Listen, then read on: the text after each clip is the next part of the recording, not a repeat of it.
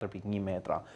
Pesha e tij bosh varion nga 6.300 deri në 6.500 kg dhe ka aftësinë që të mbajë peshë maksimale deri në 9.8 ton.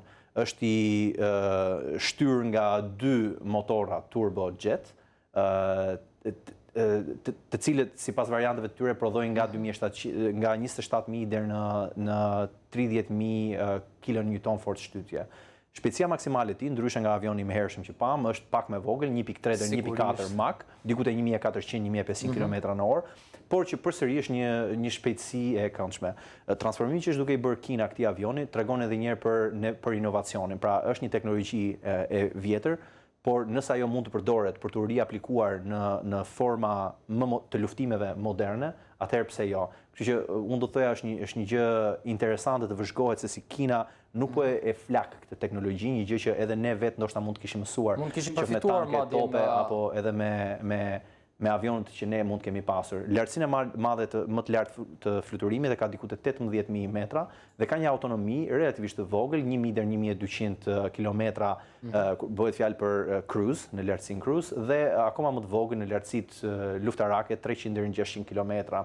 Armatimi standard janë topat me 30 mm, por nga ana tjetër ka 4 deri në 6 pika fiksimi, në të cilat mund të mbajë bomba, raketa, kryesisht bomba kundër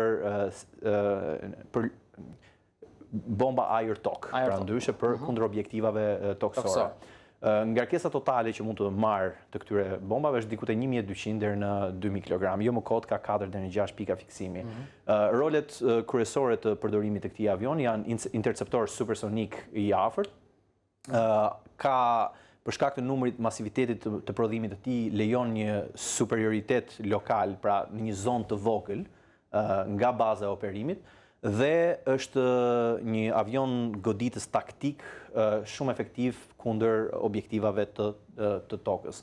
Ka një manovrueshmëri relativisht të mirë, të paktën për epokën e vet. Një pjesë e madhe tyre më pas janë përdorur edhe këtu tek ne, për shembull kjo MiG-19 edhe për trajnimin e trupave.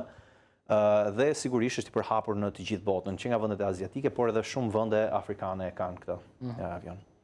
Megjithatë, lufta në Ukrainë na mësoi një mësim që sistemet sado të vjetra të jenë, ato mund të modifikohen dhe të përdoren edhe në luftën moderne.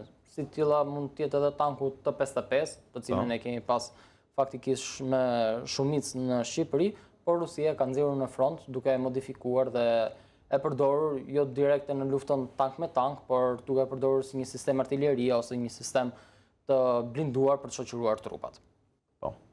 Shumë faleminderit.